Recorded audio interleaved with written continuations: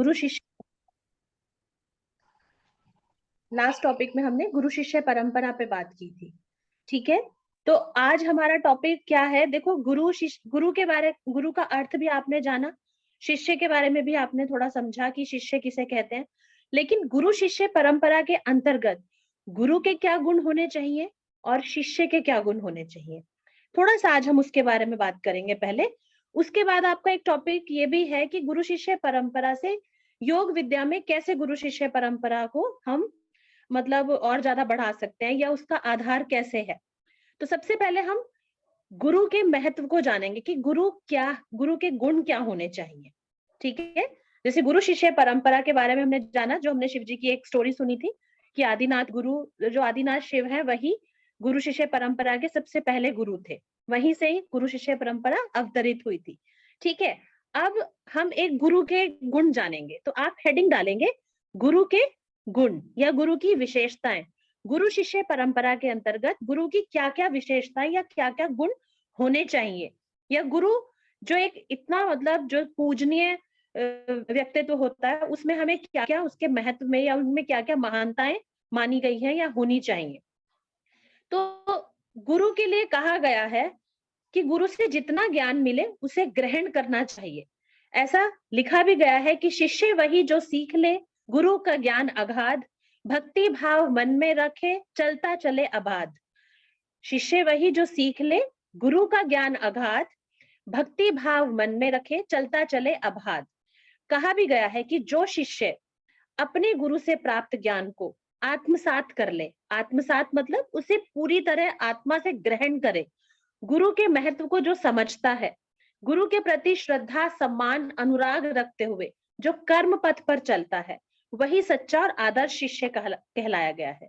लेकिन हम पहले चर्चा करेंगे गुरु के विषय में।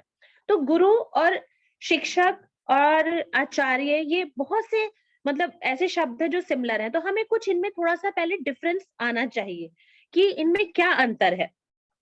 तो जो टीचिंग है या टीचर्स हैं उसको 5 श्रेणियों में बांटा गया है, ठीक है।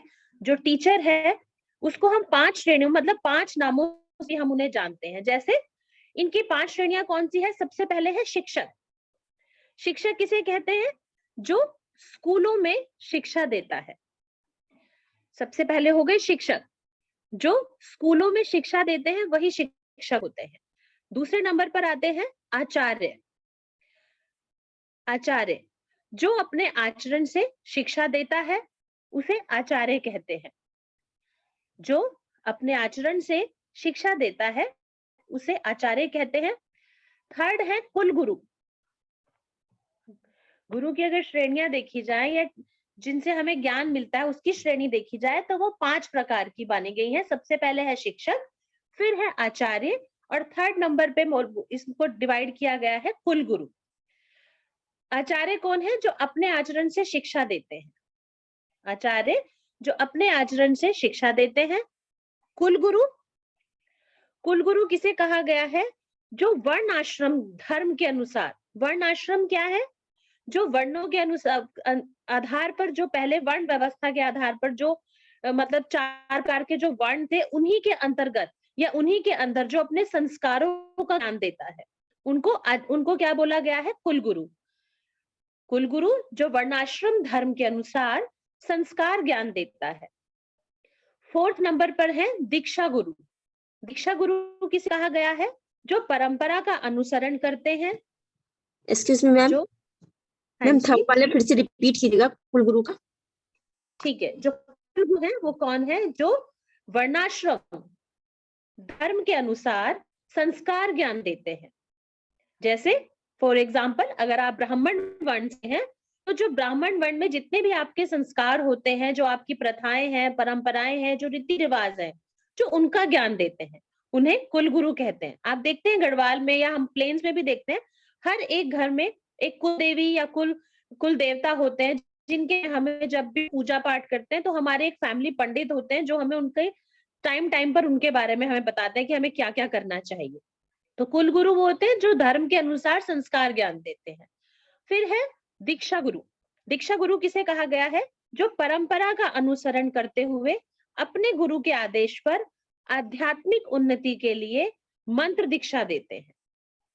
फिर से मैं रिपीट करती हूँ, जो परंपरा का अनुसरण करते हैं या परंपरा का अनुसरण करते हुए अपने गुरु के आदेश पर आध्यात्मिक उन्नति के लिए मंत्र दीक्षा देते हैं, उन्हें क्या बोला जाता है? दीक्षा गुरु। तो 4 कैटेगरी हो गई, शिक्षक, आचार्य, कुल गुरु और दीक्षा गुरु। और सबसे बाद में है सिर्फ गुरु। गुरु किसे कहते हैं? गुरु वास्तव में ये एक ऐसा शब्द है जो अपने आप में ही पूर्ण है, ठीक है। गुरु का अर्थ है जो ज्ञान से भरा हुआ है, जो महान है।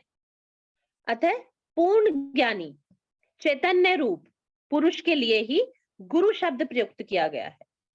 जो पूर्ण ज्ञानी है, चैतन्य पुरुष रूपी पुरुष है, उन्हीं के लिए गुरु शब्द का प्रयुक्त किया गया है।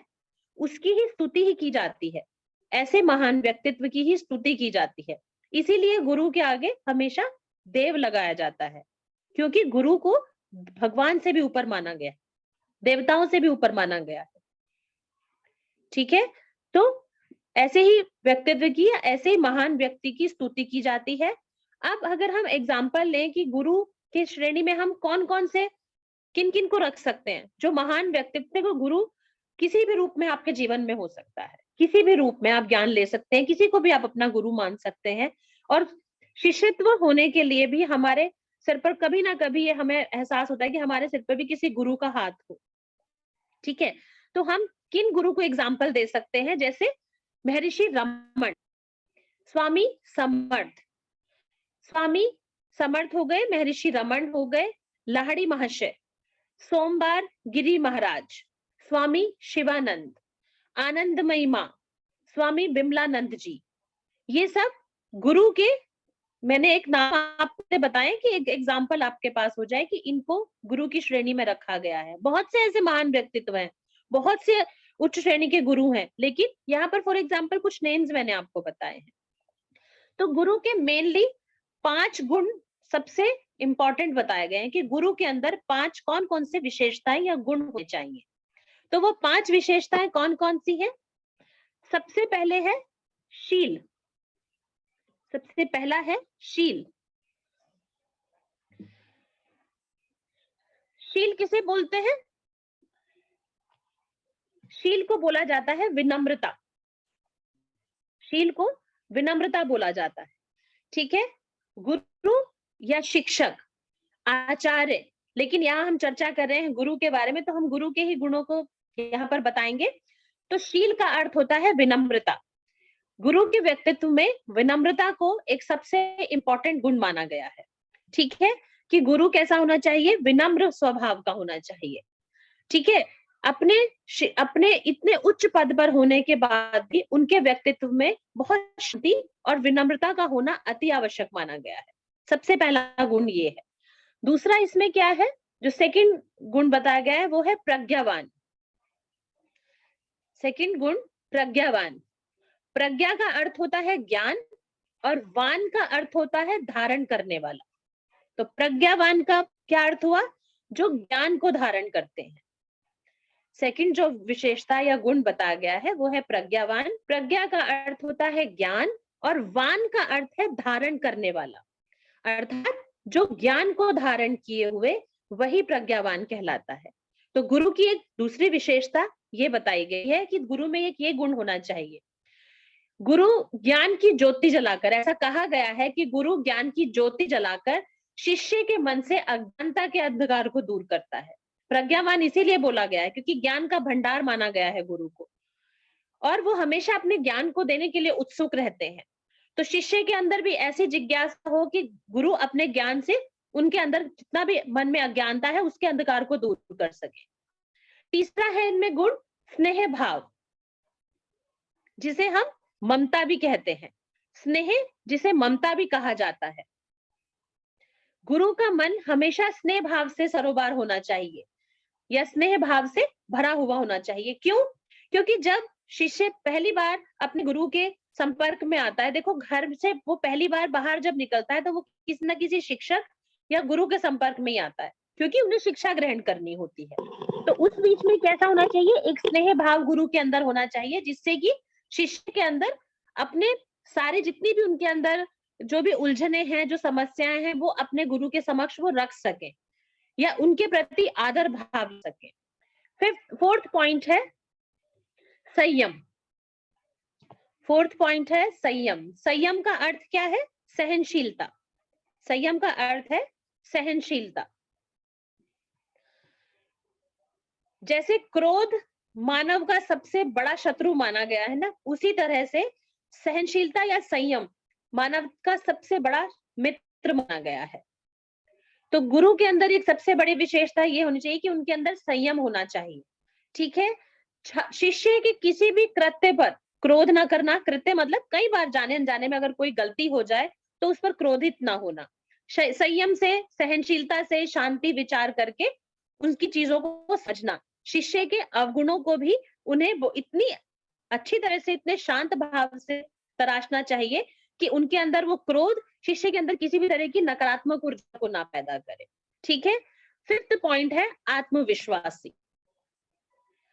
गुरु का जो फिफ्थ गुण माना गया है वो आत्मविश्वासी। ये 5 प्रकार के गुण हैं जो एक गुरु के अंदर इनको बहुत ही आवश्यक माना गया है।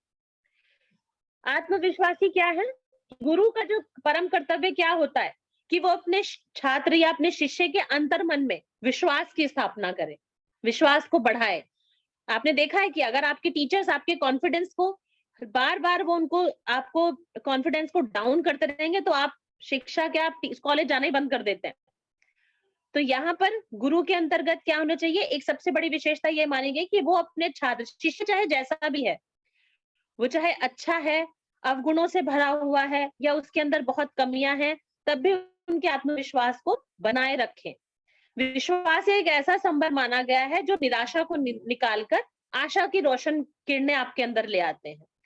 ओज, उत्साह, अदम्य कार्य क्षमता प्रदान करके आपको आपके कर्तव्य पथ पर अग्रसर करते हैं। तो ये 5 गुण हो गए शिष्य गुरु के। ठीक है, लेकिन अब गुरु शिष्य परंपरा में जितने जरूरी गुरु के गुण माने गए हैं, उससे भी ज्यादा जरूरी है कि शिष्य कैसा होना चाहिए, क्योंकि शिष्य को गुरु ही सेलेक्ट करेंगे। अगर गुरु में ये गुण है तो बहुत अच्छा है, अगर नहीं भी है तो भी एक शिष्य ही उनको सेलेक्ट नहीं कर सकता। ठीक है, तो अब यहाँ पर हम सबसे पहले किसके बारे में बात करेंगे, शिष्य के बारे में। शिष्य क्या होना चाहिए, कैसा होना चाहिए, तो शिष्य का क्या महत्व है या शिष्य का क्या अर्थ है। शिष्य का अर्थ, अब आप नेक्स्ट हेडिंग यही डालेंगे, शिष्य का अर्थ। तो गुरु शिष्य परंपरा में आपको सिर्फ इन्हीं 2 चीजों के बारे में डिस्कस करना है, क्योंकि छात्र विद्यार्थी ये अलग कैटेगरी होगी। ठीक है, गुरु शिष्य परंपरा के अंतर्गत सिर्फ गुरु और शिष्य के बारे में ही चर्चा की जाएगी। इसमें कुछ पूछने किसी को, क्लियर है, मैं आगे बढ़ूं। ठीक है, तो जो शिष्य है उसकी व्याख्या कैसे करेंगे या उसका क्या अर्थ माना गया है। आध्यात्मिक उन्नति के हेतु जो गुरु द्वारा, आध्यात्मिक उन्नति हेतु जो गुरु द्वारा बताई साधना करता है उसे शिष्य कहते हैं। आध्यात्मिक उन्नति हेतु जो गुरु द्वारा बताई साधना करता है उसे शिष्य कहते हैं। ऐसा कहा गया है कि जो तन, धन एवं प्राण गुरु को समर्पित करे या गुरु को समर्पित करके उनसे योग सीखता है, वही शिष्य कहलाता है।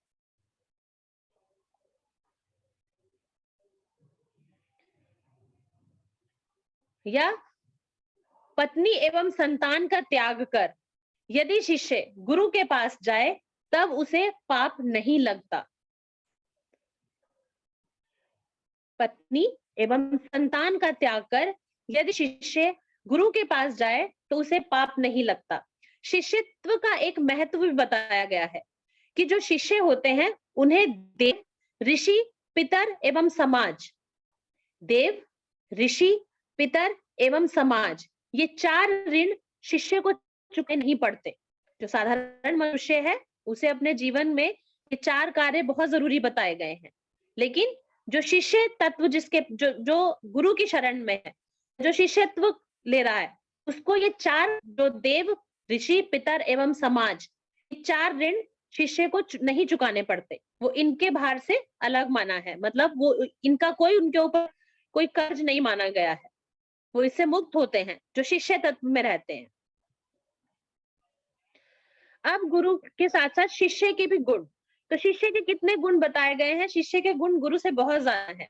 तो सबसे पहले हम नाम लिखेंगे, पॉइंट्स आप पहले लिख लीजिए, फिर उसको हम 1 बाय 1 उसको एक्सप्लेन कर लेंगे एक एक लाइन में। सबसे पहले है मुमुक्षुत्व। मुमुक्षुत्व आप समझते हैं, जो मोक्ष प्राप्ति की जिसको इच्छा होती है उसे मुमुक्षुत्व कहा गया है, मोक्ष प्राप्ति की इच्छा। नंबर 2, आज्ञा पालन। शिष्य के अंदर, शिष्य तभी बन पाएगा जब उसके अंदर मुक्ति की इच्छा होगी या वो मोक्ष प्राप्त करना चाहेगा, ठीक है, तभी उसे मुमुक्ष तो उसे ही कहा जाता है जिसके अंदर मोक्ष की पाने की जिज्ञासा होती है, उसी जिज्ञासा हेतु वो गुरु की शरण में जाते हैं। सबसे पहला मुमुक्षुत्व, सेकंड आज्ञा पालन। आज्ञा पालन मतलब शिष्य के अंदर ये गुण होना चाहिए कि वो गुरु की आज्ञा का पालन करे। तीसरा गुण माना गया है विश्वास, श्रद्धा, भाव एवं भक्ति। ये 4 पॉइंट एक ही उस पॉइंट के अंदर डाल दिए गए हैं, विश्वास, श्रद्धा, भाव एवं भक्ति। अगर गुरु के प्रति आप में विश्वास नहीं है, उनके प्रति आपके मन में श्रद्धा नहीं है, अगर आपके अंदर वो भाव नहीं है कि आप उन्हें गुरु माने, या आपको गुरु के लिए सेवा भाव नहीं है, या उनके लिए भक्ति नहीं है, तो आपके शिष्य होने का कोई महत्व नहीं है, ठीक है। 4th पॉइंट है सर्वस्व त्याग करने वाला। जो शिष्य का गुण माना गया है, चौथा गुण है सर्वस्व त्याग करने वाला।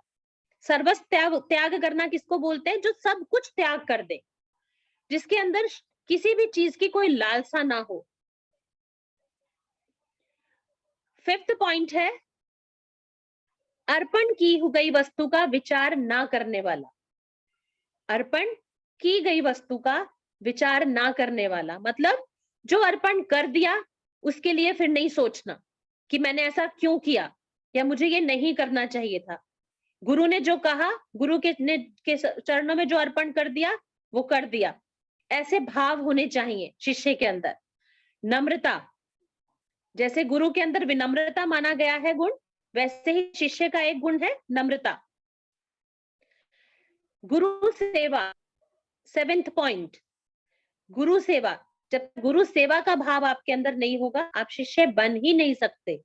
आप चाहे स्टूडेंट हैं, चाहे आप छात्र हैं, स्टूडेंट, विद्यार्थी, जो भी आप हैं, शिष्य हैं, अगर आपके अंदर सेवा भाव नहीं होगा तो आप शिष्य कहलाने के या विद्यार्थी कहलाने के योग्य नहीं हो पाएंगे। क्यों? क्योंकि सेवा भाव सबसे बड़ा गुण माना गया है। फिर है संपूर्ण शरणागति। संपूर्ण शरणागति मतलब पूरी तरह से समर्पित कर देना। गुरु सानिध्य में रहने वाला, 9th पॉइंट,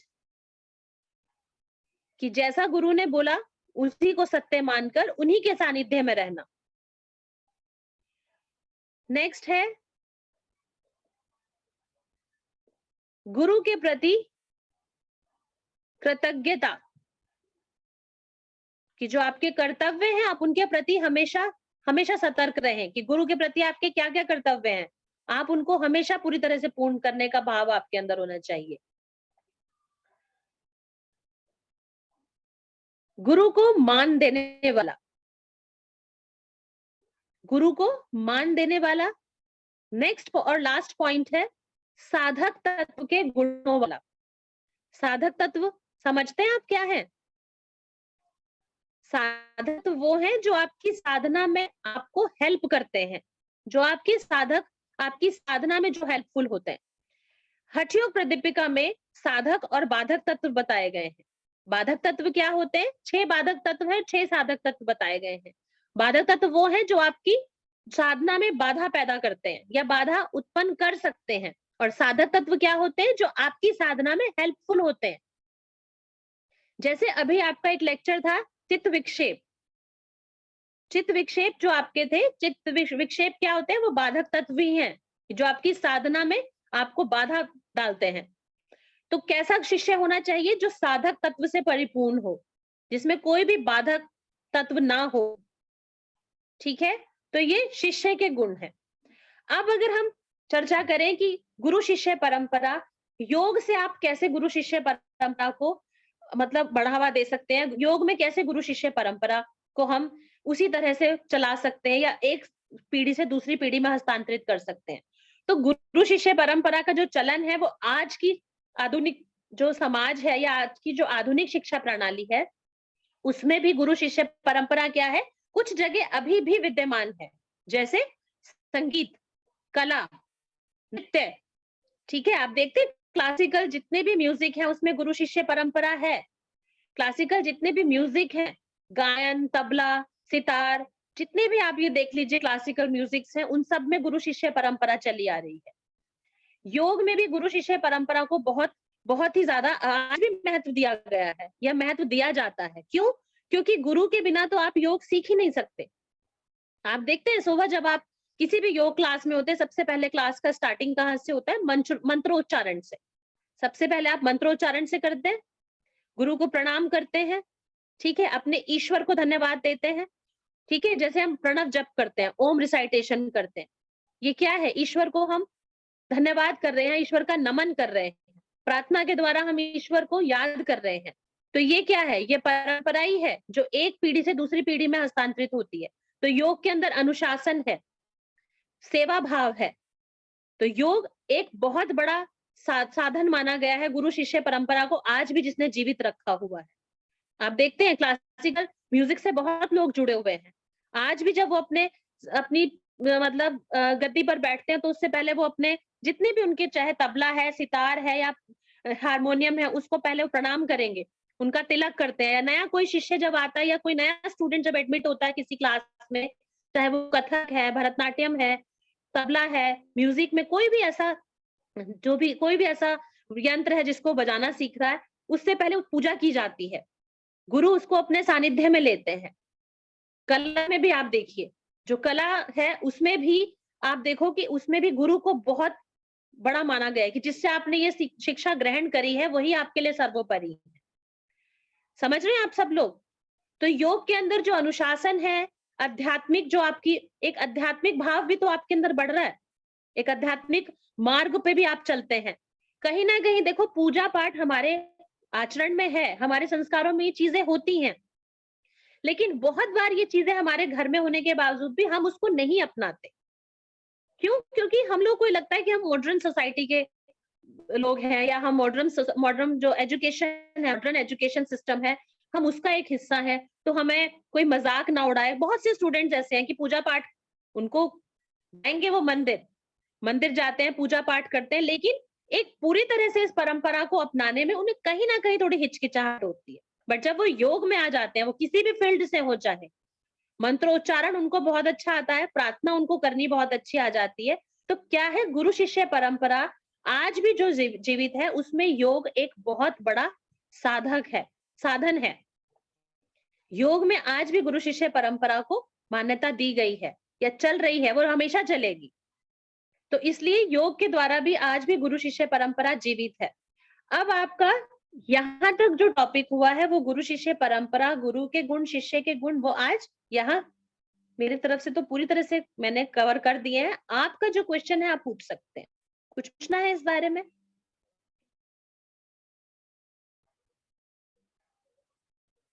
नहीं पूछना तो मैं आगे चलूं? ठीक है, अब नेक्स्ट टॉपिक है आपका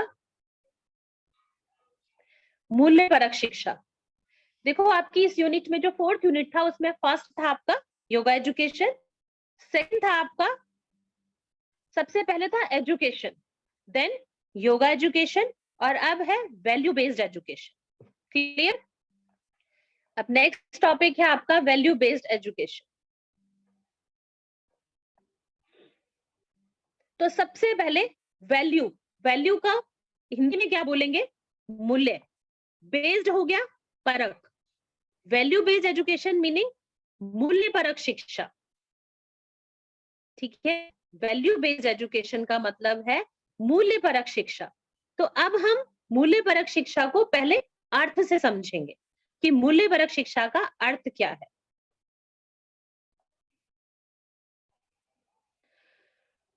जो मूल्य है, अगर हम हिंदी में इसको समझेंगे तो मूल्य का किसको कहा जाता है, क्या मतलब है मूल्य का, कैसे आप इसको बोलेंगे? अर्चना, कैसे बोलेंगे हम मूल्य को? वैल्यू मैम किसी चीज की ना। ये तो इंग्लिश में मैं वैल्यू क्लियर करूंगी, लेकिन मूल्य को बताओ आप। अगर जैसे क्योंकि हम दोनों किसी चीज का मूल्यांकन करना। अगर हम शिक्षा की बात कर रहे हैं तो शिक्षा में उसके मूल्य को निकालना। ये भी कह सकते हैं, लेकिन मैं सिर्फ मूल्य का मीनिंग पूछ रही हूँ। इसकी कीमत क्या है? यस, कीमत। मूल्य का मतलब होता है कीमत, ठीक है। अगर आप देखो हिंदी में इसको अगर हम देखेंगे तो मूल्य क्या है, इसके बिना जीवन बिल्कुल व्यर्थ है। मूल्य उसे कहा जाता है, जैसे प्रत्येक वस्तु का महत्व हम कैसे जानेंगे, उसके प्राइस से जानते हैं ना कि कितनी जरूरी है। प्राइस मतलब मूल्य, कीमत। जब हम कोई चीज खरीदने जाते हैं तो हम बेस्ट से बेस्ट क्वालिटी लेते हैं, और जितना बेस्ट होगा वो उतना एक्सपेंसिव होता चला जाएगा। होता है ऐसा ही? महंगी से महंगी चीज है जिसकी कीमत बहुत ज्यादा होती है, वही सबसे ज्यादा मूल्यवान माना जाता है। बट यहाँ मूल्यों से मतलब क्या है? मूल्य उसे कहा जाता है जो आपके अंदर आपके वैल्यूज को बढ़ाता है, ठीक है। जैसे कौन कौन से मूल्य होंगे, कैसे आप अपने अंदर मूल्यों को कैटेगराइज करेंगे? संस्कार, अच्छे संस्कार। यस, और संस्कारों के अंदर कौन कौन सी चीजें आएंगी? बड़ों का सम्मान। यस, और सब लोग एक एक पॉइंट बोलिए। अपने लाइफ की नीतिमत्ता। Honesty ma'am. Honesty, very good. और बोलिए। पवित्र भाव। पवित्र भाव। ज्ञान। ज्ञान। देखो मूल्य वही है जो हमारे लिए पॉजिटिव माने गए हैं, जिससे हम एक सोसाइटी में रहने के लिए होते हैं। तो आप लोगों जो बोले वही वैल्यूज है, जैसे सत्य, ईमानदारी, अच्छाई, ये सब क्या है? वैल्यूज हैं जो आपके अंदर डेवलप होनी है, सभी के अंदर। सभी को पता है कि ईमानदारी बहुत जरूरी है, लेकिन जब हम ग्रो करते हैं ना तो कहीं ना कहीं थोड़े थोड़े बेईमानी हमारे अंदर पहले आ जाती है। बेईमानी का मतलब ये नहीं होता कि हम सभी बेईमान हैं, लेकिन थोड़ा बहुत लालच हमारे अंदर ग्रोथ करने का सभी के अंदर होता है। सभी को पता है कि हिंसा नहीं करनी है। हिंसा एक बहुत बड़ा मतलब दोष माना गया है, लेकिन कभी ना कभी हिंसा कर देते हैं। तो कुछ लोग तो ज्यादा टाइम हिंसा में ही रहते हैं, जबकि उन्हें अहिंसा का मतलब पता है। उन्हें पता है हिंसा नहीं करनी है, पर वो क्या है? व्यवहार में है। तो मूल्य का क्या है कि मूल्य के बिना जीवन कुछ भी नहीं है। मूल्य के साथ ही जीवन को अर्थपूर्ण माना गया है। जो मनुष्य या जो मनुष्य मूल्यों को महत्व देता है वो समाज में बहुत महत्वपूर्ण स्थान रखता है, ठीक है। जितनी आपके अंदर जितनी वैल्यूज होंगी ना, आपकी अपनी सोसाइटी में उतनी ही अच्छी इमेज होती है। तो मूल्य का अर्थ है इस प्रकार से कि जिसके अंदर सत्य, अच्छाई, ईमानदारी, ये सब वैल्यूज जिसके अंदर होती है उसका महत्व समाज में उतना ही अधिक माना गया है। और इसके अगर ऑपोजिट देखा जाए तो झूठ, बेईमानी, ये क्या है? अवमूल्यन, इनको दोष माना गया है। तो हिंदी में मूल्य क्या है? कीमत। और कीमत क्या होता है? जो आपके नेता होती है। वैल्यू को इंग्लिश समझेंगे तो ये शब्द, तो जो वैल्यू शब्द की उत्पत्ति है वो लैटिन भाषा के वेलेर शब्द से मानी गई है। वैल्यू शब्द की उत्पत्ति लैटिन भाषा के वेलेर शब्द से मानी गई है, जो किसी वस्तु की कीमत या उपयोगिता को व्यक्त करता है। जो किसी वस्तु की कीमत या उपयोगिता को व्यक्त करता है। एक दूसरे अर्थ में भारतीय धर्म ग्रंथों में मूल्यों को शील शब्द के स्थान पर शील शब्द से भी जाना गया है। या अनेक जो जितने भी हमारे धार्मिक ग्रंथ हैं उनमें शील शब्द का प्रयोग किया गया है। शील जो गुरु का पहला गुण माना गया था, विनम्रता, ठीक है। भारतीय धर्म ग्रंथों में मूल्य के लिए शील शब्द अनेक स्थानों पर प्रयुक्त होता है। इसका जो पर्याय क्या है, इसका पर्याय मूल्य ही होता है। और कहीं कहीं जो ये शील शब्द है वो चरित्र के लिए भी प्रयोग किया जाता है। विद्या जी, आपने साइकोलॉजी में पढ़ा था ना, शील गुण, ठीक है, वो चरित्र के लिए भी माना गया, ठीक है। लेकिन यहाँ पर धार्मिक जो भारतीय धर्म ग्रंथ है उनमें वैल्यूज को शील गुणों के आधार पर भी माना गया, या शील शब्द के द्वारा उनको प्रयोग किया गया है। तो इसको हम एक डेफिनेशन एक कैसे लिखेंगे? मूल्य एक प्रकार का मानक है। मूल्य एक प्रकार का मानक है। मनुष्य किसी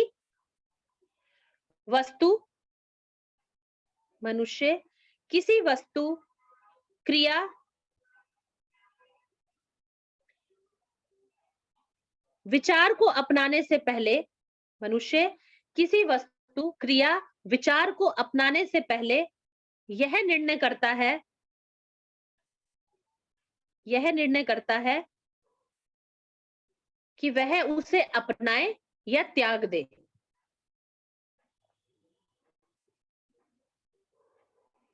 आप ऐसा कब महसूस करते हैं? जब आप कोई गलत काम करते हैं ना, तो कहीं ना कहीं से आपकी एक इनर वॉइस आती है कि नहीं, ये गलत है, आप इसे नहीं करेंगे। तो क्या है, जो आपके अंदर वैल्यूज हैं वो कहीं ना कहीं आपको एक निर्देश दे रही हैं कि आप अपनी वैल्यूज को मत खो।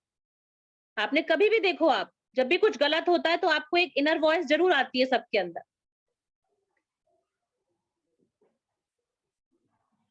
मनुष्य किसी वस्तु, क्रिया, विचार को अपनाने से पहले यह निर्णय करता है कि वह उसे अपनाए या त्याग दे।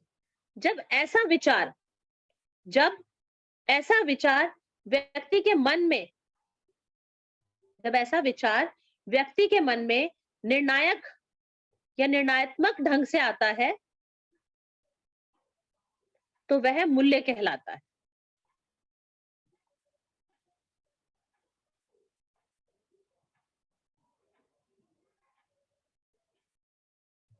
क्लियर? दोबारा रिपीट करने की जरूरत है?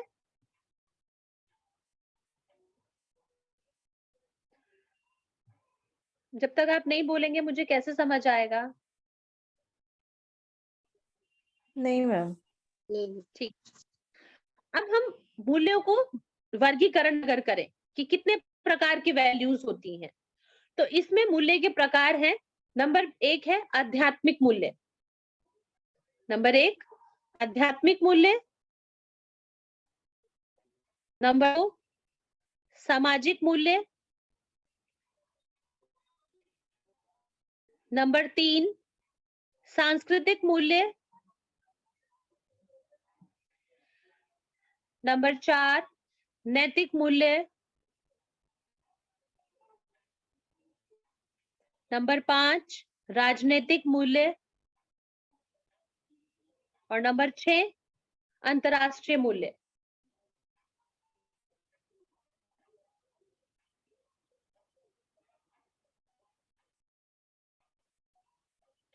ये तो वैल्यूज हैं जिनको हमने इस प्रकार से अलग अलग वर्गीकरण कर दिया।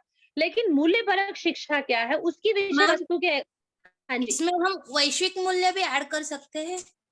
वैश्विक मूल्य के अंदर अंतरराष्ट्रीय मूल्य वही होता है जो पूरे विश्व का जिसके अंदर आ जाता है, ठीक है। अंतरराष्ट्रीय मूल्य के अंदर वो वैश्विक मूल्य ही आता है, ठीक है ना। अब आपका जो टॉपिक है वो है मूल्यपरक शिक्षा। तो मूल्यपरक शिक्षा की विषय वस्तु को अगर हम उसके अकॉर्डिंग मूल्य को वर्गीकरण करेंगे तो उसमें बहुत से भागों में, निम्न भागों में मूल्य को विभक्त किया गया है। तो इसके अंदर आप लिखेंगे कि कौन कौन से वैल्यूज होंगी, ठीक है। सबसे पहले है शास्त्रीय मूल्य।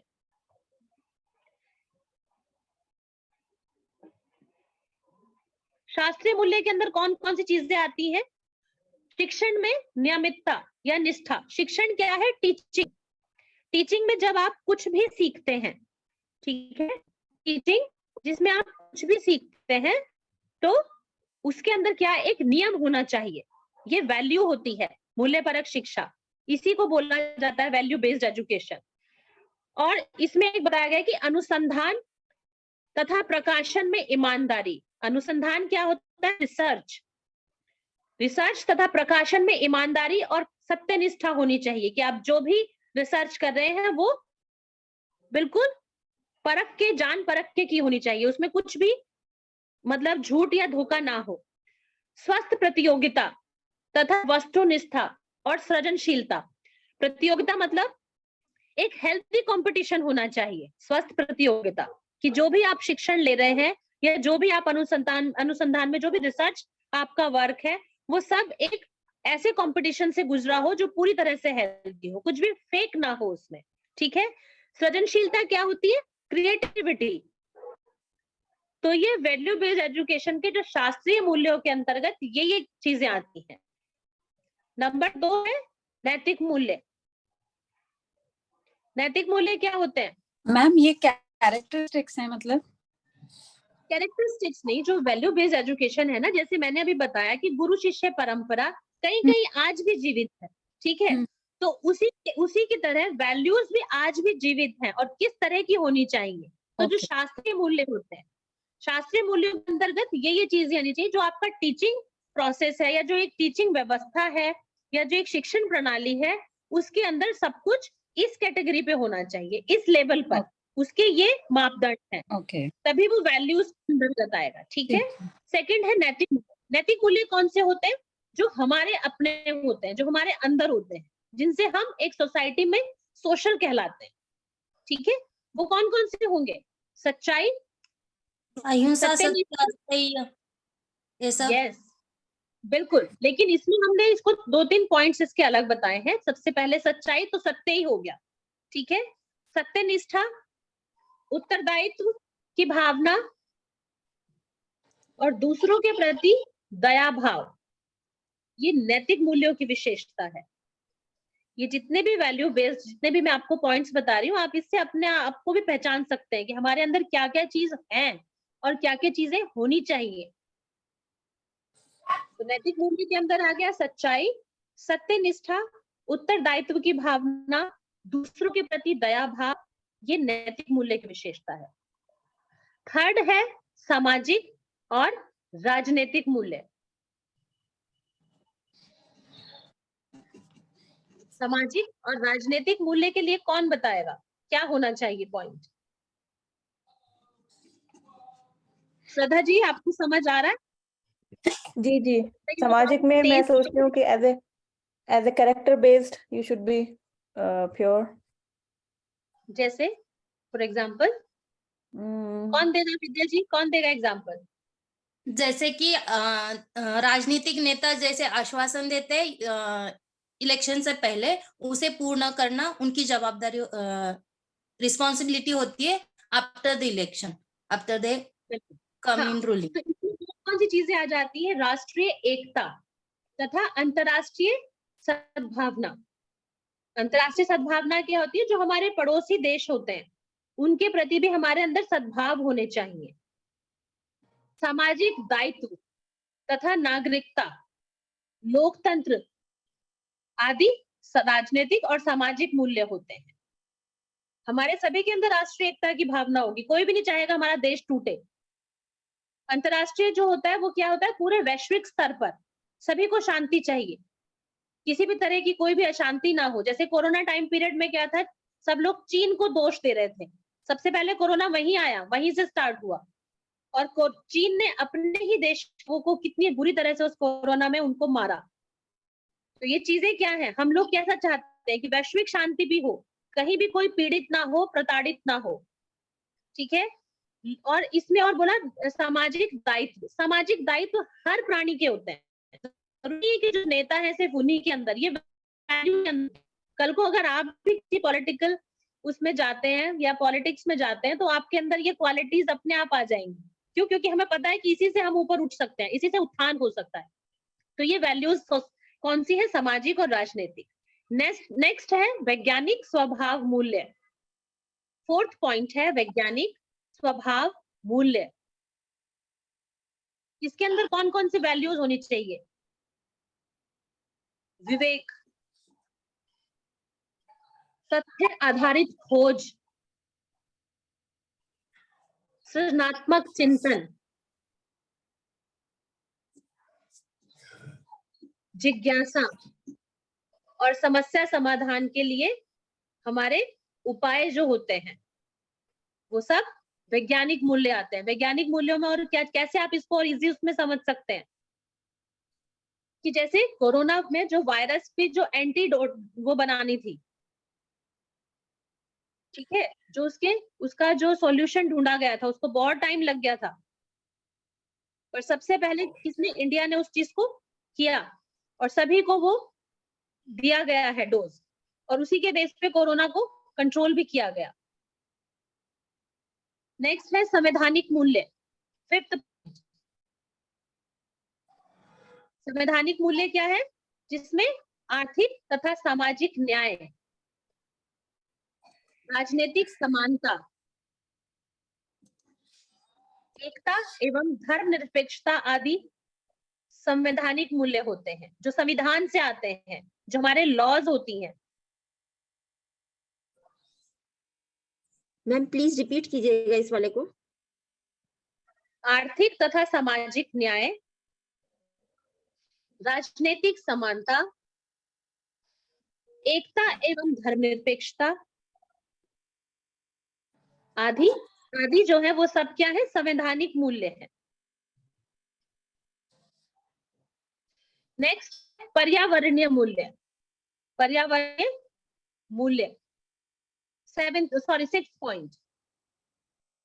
इसके अंदर कौन कौन सी वैल्यूज होनी चाहिए? प्रकृति पर्यावरण का संरक्षण, मतलब जो नेचर है उसका रख रखाव, उसकी रक्षा, ये सबके अंदर ये वैल्यूज होनी चाहिए।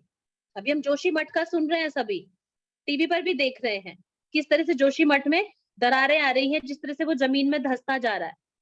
तो ये सभी का है कि सभी का एक कर्तव्य बनता है, ये वैल्यू सभी के अंदर होनी चाहिए कि प्रकृति को संभाले, उनकी रक्षा करें। लेकिन इतना ज्यादा उसको मॉडर्नाइज किया जा रहा है कि वहां पे ट्रेन के लिए वहां पटरियां डाली जा रही हैं, सुरंगें बनाई जा रही है, तो उससे क्या है? नेचर के साथ छेड़छाड़ हुई, तो वो कहीं ना कहीं नेचर थोड़ा बहुत तो मांगेगी जवाब। तो ये क्या है? प्रकृति पर्यावरण का संरक्षण या पर्यावरण सजगता, ये सब पर्यावरणीय मूल्य होते हैं।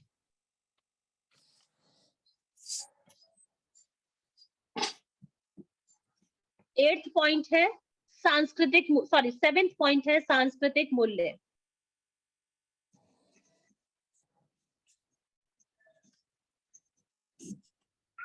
सांस्कृतिक मूल्य में कौन कौन से हैं?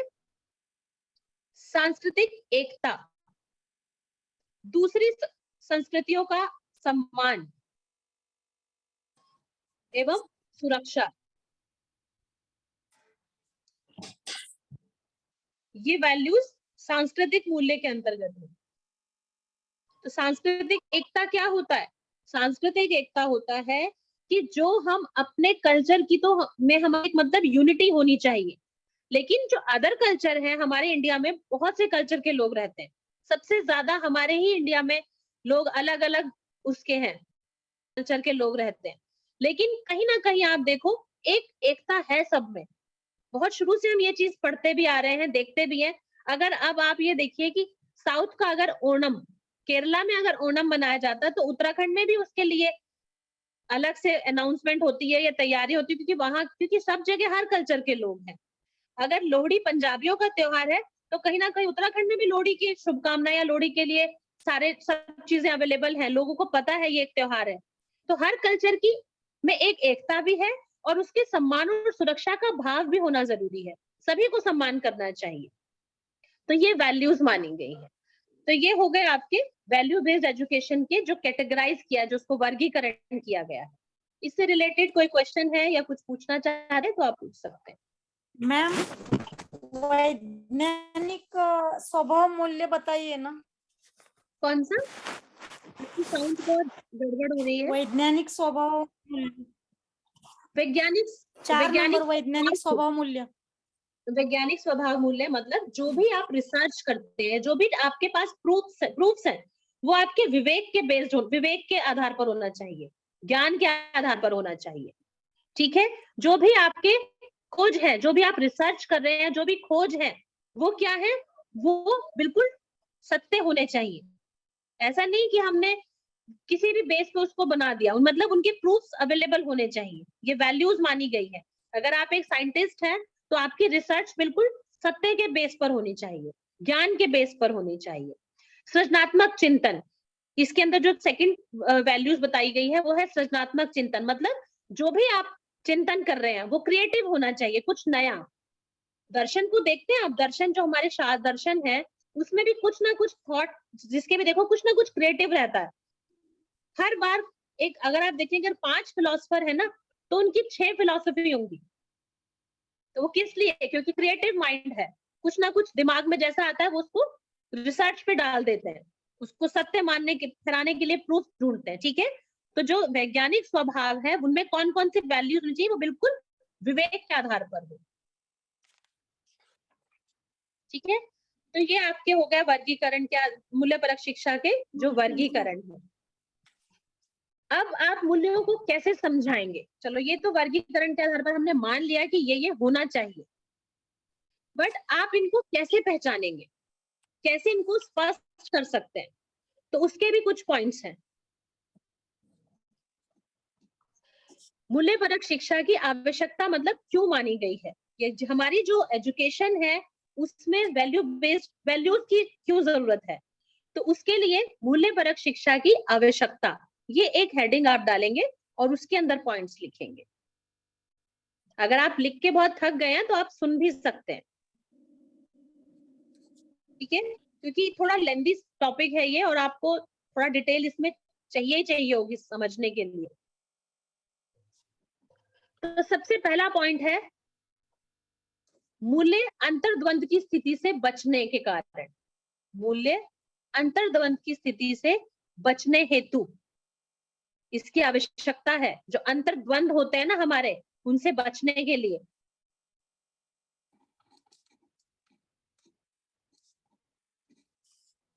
कैसे होते हैं अंतर्द्वंद? क्या क्या हो सकता है उसमें? अच्छाई का बुराई पर विजय, और मन में जो रावण है उस पे राम का विजय होता है। राम का विजय होना, बिल्कुल सही। कई बार ऐसा होता है कि हम बहुत ग्रो कर लेते हैं, बहुत, जो हमें जिस लेवल पर पहुंचना होता है हम वहां पहुंच जाते हैं, लेकिन कहीं ना कहीं हमारे अंदर एक असंतुष्टि रहती है, असंतोष की भावना रहती है। तो वो अंतर्द्वंद हमारे अंदर चलता है। क्यों? क्योंकि हमारे अंदर जो हमारी वैल्यूज है हमें उनका पता ही नहीं है, ज्ञान ही नहीं है। अब आप ये देखो कि अगर आपके सामने कोई एक समस्या ऐसी आ जाए कि वो आपको पहले ही बता रही है कि मुझे आना है, मैं आऊंगी, फ्यूचर में ये प्रॉब्लम आनी है, तो हम मेंटली कहीं ना कहीं प्रिपेयर रहते हैं कि अगर इस तरह की सिचुएशन आ गई तो हम कैसे बचेंगे उससे। क्यों? क्योंकि हमारे जो वैल्यूज हमने हमें पहले अवेयर कर दिया। लेकिन कई बार क्या होता है कि हम अपनी वैल्यूज को तो पहचान ही नहीं पाते कि हमारे अंदर क्या क्या वैल्यूज है, लेकिन जैसे ही कोई प्रॉब्लम आती है तो हम एकदम से डगमगा जाते हैं उसमें। ठीक है, जैसे ही डगमगा जाएंगे तो उस सिचुएशन में अपने आप को कंट्रोल करना या उस सिचुएशन से बाहर निकलना, ये सबसे बड़ा अंतर्द्वंद होता है कि हमें यही समझ नहीं आता कि क्या करना चाहिए और क्या नहीं करना चाहिए। तो तब क्या चीजें काम आती हैं? तब काम आते हैं हमारे संस्कार, हमारे जो बड़ों का साथ, ये सब चीजें तब हमें उस समस्या से निकलने में हेल्प करती हैं। तो जो वैल्यूज हैं वो अंतर्द्वंद की स्थिति से बचने के लिए बहुत जरूरी है। ठीक है, नेक्स्ट पॉइंट है इसमें सुखद भावी जीवन हेतु। सुखद भावी जीवन हेतु का मतलब होता है कारण के लिए, हेतु मतलब सुखद भावी जीवन जीने के लिए वैल्यूज जरूरी है। जो इंडियन कल्चर है ना वो धीरे धीरे क्या है, उपभोक्ता संस्कृति की तरफ विकसित हो रहा है। मतलब सिर्फ हम क्या करना चाह रहे हैं, उपभोग करते हैं, उसका फायदा उठाना चाह रहे हैं, बट हम अपने कल्चर में पूरी तरह से उसको पाल नहीं रहे हैं। हम वेस्टर्नाइज जल्दी होते हैं, बुरी चीजों को हम जल्दी सीख रहे हैं। आप हमारी जो नेक्स्ट जनरेशन है या हमारी जो हमसे छोटी जो नेक्स्ट जनरेशन है उसको आप देखो, अगर आप उन्हें कल्चर समझाने बैठ जाओ ना तो वो बहुत जल्दी बोर हो जाते हैं। तो वैल्यूज तो बहुत नामचारे के लिए रहती है व्यक्तित्व में, तो सुखद भावी जीवन के लिए इन्होंने क्या बोला है कि अगर आपके अंदर वैल्यूज है तो आपकी इंद्रियां हमेशा क्या होंगी, व्यवस्थित या संयमित रहती हैं। इंद्रियां क्या है, जो हमें बाह्य विषयों के साथ जोड़ती हैं। अगर आपके अंदर वैल्यूज हैं या आप योग को के मतलब छात्र हैं या स्टूडेंट हैं, तो वैल्यूज कैसे डेवलप हो रही है आपके अंदर, कि आप बाह्य विषयों के साथ संलग्न तो होंगे, लेकिन अपने ऊपर उन्हीं को हावी होने देंगे जो जरूरी है, जो आवश्यक चीजें हैं। तो सुखी जीवन कब होता है, जब हमारी इच्छाएं कम होती हैं, जब हमारे अंदर असंतोष कम होता है।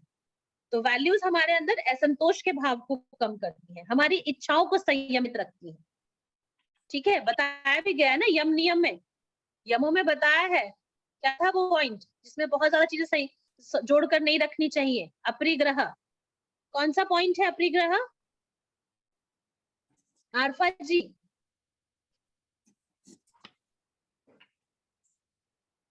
अपरिग्रह कौन सा पॉइंट है?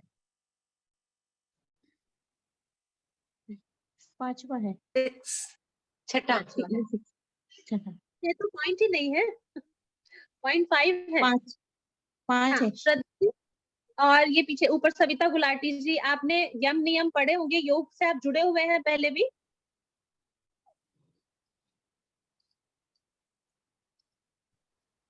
अब जुड़ना स्टार्ट हुई हूँ। और श्रद्धा जी, आपको पता है यम नियम के बारे में? हमारे अष्टांग योग में जो यम नियम आसन प्रत्याहार धारणा ध्यान समाधि है, इसमें आप में यम में अपरिग्रह या यम में आता है अपरिग्रह। जी, आप थोड़ा कंफ्यूज हो रहे हैं, कोई बात नहीं, होता है, क्योंकि यम नियम भी याद रखना, ये भी बहुत बड़ा एक, ये भी वैल्यूज ही है, इनको ध्यान में रखना बहुत जरूरी है। तो अपरिग्रह क्या है, उतना जोड़ो उतना रखो अपने पास जितनी जरूरत है, जितना आपकी जरूरत है, जरूरत से ज्यादा त्याग नहीं रखना चाहिए। हाँ, जरूरत तो से जब ज्यादा आपके अंदर ये वैल्यूज डेवलप होती है तो आपका जीवन तो अपने आप सुखद हो जाएगा। नेक्स्ट है अनैतिकता की परख। अनैतिकता की परख हेतु या अनैतिकता की परख के लिए मूल्य परक शिक्षा जरूरी है, या मूल्य परक शिक्षा की आवश्यकता है। अब अगर हम देखें, हम अनैतिकता कब देखते हैं, जब हमारे बच्चे हमारे साथ कुछ गलत व्यवहार करते हैं।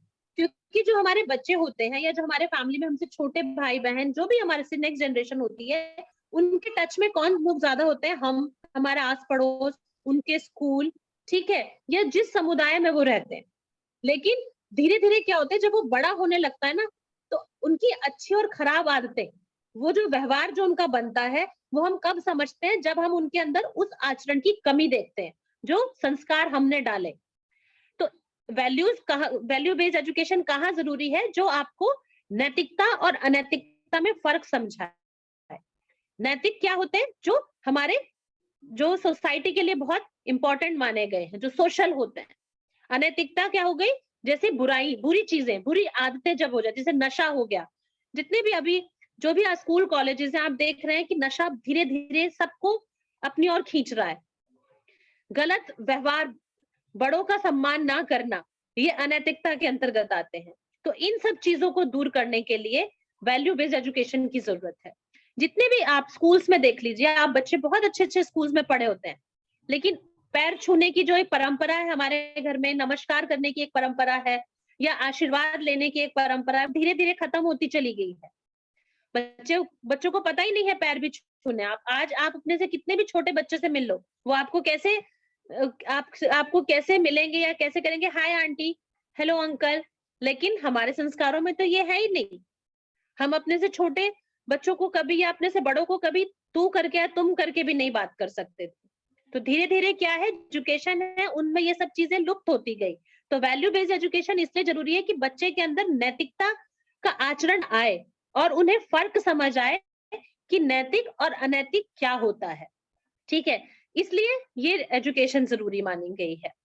5th पॉइंट, इसमें नेक्स्ट पॉइंट है भौतिक संस्कृति तथा आध्यात्मिक संस्कृति में समन्वय हेतु।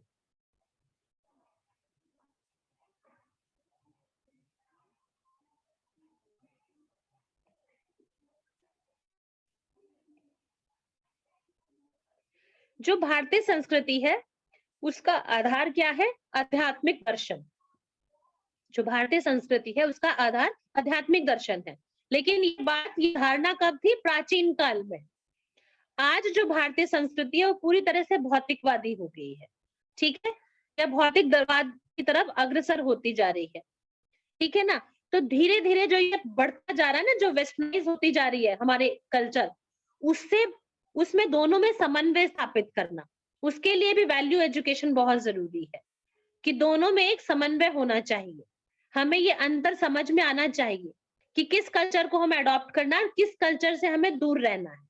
ऐसा नहीं है कि वेस्टर्न कल्चर में हर चीज बुरी है, नहीं, हम किसी भी कल्चर में ये दोष नहीं निकाल सकते, लेकिन अपने कल्चर को हमें बढ़ावा देना चाहिए, ठीक है। इसीलिए आपने देखा स्कूल कॉलेजेस में या जो भी हमारे जितने भी ये ऐसे सोसाइटीज हैं, हर तरह के त्योहार, हर तरह के जितने भी वार्षिक उत्सव हो गए या जितने भी गजटेड जो हॉलीडेज जिस पर आती हैं, जो भी 26 जनवरी, 15 अगस्त या फिर जो भी और त्योहार है, आजकल मकर संक्रांति है, इन सब त्योहारों को कहीं ना कहीं किसी ना किसी रूप में स्कूल में सेलिब्रेट किया जाता है, जिससे बच्चे इसको समझें, बच्चों को पता चले कि हमारा कल्चर क्या है, ठीक है ना, एक समन्वय स्थापित करने के लिए। अगर वैलेंटाइंस डे उनको मनाना उनको अच्छा लगता है या वैलेंटाइंस डे के लिए बहुत एक्साइटेड होते हैं, तो दिवाली में भी किस तरह की पूजन होना चाहिए, दिवाली पे किस तरह के कपड़ों को या किस तरह दूसरों को दान देना चाहिए, दूसरों को गिफ्ट देने चाहिए, ये सब प्रथाएं या परंपराएं हम अपने बच्चों को सिखाते हैं। तो ये एक समन्वय है वेस्टर्न कल्चर और इंडियन कल्चर के बीच में, किस तरह आपको बैलेंस बना के चलना है, ठीक है। तो आज सिर्फ इतना ही। अगर इससे रिलेटेड आपको कुछ पूछना है तो आप बताइए। मैम मुझे कुछ पूछना था, हाँ जैसे जी, कि ये हम लोग पढ़ रहे हैं तो मतलब समझ आ रहा है ऐसा नहीं, लेकिन मतलब इसमें मल्टीपल क्वेश्चन अगर निकालने हो तो वो समझ नहीं आ रहा है कि कैसे निकालें। देखो थोड़ा सा आपके पास अगर क्वेश्चन जैसे आए भी, अभी तो क्वेश्चन पेपर आपको शेयर किया आपने, नहीं, अभी नहीं किया है। कोई आपको पता चला क्या पैटर्न होना चाहिए? नहीं, अभी मतलब उसके बारे में बस यही पता चला कि इसमें मल्टीपल क्वेश्चन आएंगे जिसमें आपको चूज मल्टीपल करना क्वेश्चन। है। देखो एजुकेशन से रिलेटेड आपके पास क्वेश्चन आ सकते हैं, ठीक है, योग एजुकेशन से रिलेटेड क्वेश्चन आ सकते हैं कि वैल्यू बेस्ड एजुकेशन और योग एजुकेशन में कितना अंतर है, या वैल्यू बेस्ड एजुकेशन योग से आप कैसे डेवलप कर सकते हैं। तो कुछ ऑप्शन नीचे दे दिए जाएंगे, अनुशासन है ना, विनम्रता है, इस तरह के कुछ तो किसी एक पे आपने टिक कर दिया। मेरे ख्याल से तो ये ऐसे ही आएगा, ऐसे नहीं कि जैसे मैं आपको डिटेल समझा रही हूँ तो उसी तरह के क्वेश्चन आप, नहीं, ऐसा नहीं है। वैल्यू बेस्ड एजुकेशन के बारे में आपको पूरा पता होना चाहिए। मैं तो आपका क्लियर कर सकती हूँ कि वैल्यूज क्या है, वैल्यू बेस्ड एजुकेशन क्या है, बट ये क्यों जरूरी है, ठीक है, इसमें ये कितने प्रकार की होती है, सब आपको पता होना चाहिए। सपोज आपके पास क्वेश्चन आ जाता है कि क्या आध्यात्मिक मूल्य हमारे मूल्यों में, या आध्यात्मिकता हमारे मूल्यों में है, तो आप एकदम उसको टिक कर सकते हैं, बिल्कुल है, क्योंकि हमें अपने धर्म के प्रति सजग करती है, ठीक है ना। तो इस तरह के क्वेश्चंस आएंगे, बट आपको पूरा नॉलेज डीप तो होनी जरूरी है, इसीलिए आपको मैं नोट भी कराती हूँ कि आप थोड़ा बीच में लिखिए, है ना। अगर आपके पास एजुकेशन आ गई कि एजुकेशन, योगा एजुकेशन और वैल्यू बेस्ड एजुकेशन में क्या संबंध है, तो आप तीनों के नीचे अगर एक पॉइंट आ गया कि में नैतिकता है, यस, या 2 पॉइंट और उससे अलग आ गए, 3 पॉइंट बिल्कुल डिफरेंट आ गए, नैतिकता आ गई, सहानुभूति आ गई, दया आ गई, या एक पॉइंट आ गया इसमें कि चारों ही सही हैं, तो आप चारों पे टिक कर सकते हैं, सारी सही है, ठीक है। तो ये मैंने एक एग्जांपल दिया है, बट Yes, मुझे भी अभी श्योर नहीं है कि क्वेश्चन पेपर कैसा आएगा, क्योंकि वाईसीबी हमारे लिए भी अभी हम देख ही रहे हैं कि किस तरह के क्वेश्चंस हम आ सकते हैं उसमें। तो ये एक एग्जांपल है ऐसे कि एजुकेशन शिक्षा से रिलेटेड आपके पास आ जाएगा, ठीक है। ये That यही क्वेश्चन थोड़ा सा कंफ्यूज हो रहा था तैयारी करते हुए ना, डाउट कि इतना डिटेल में हम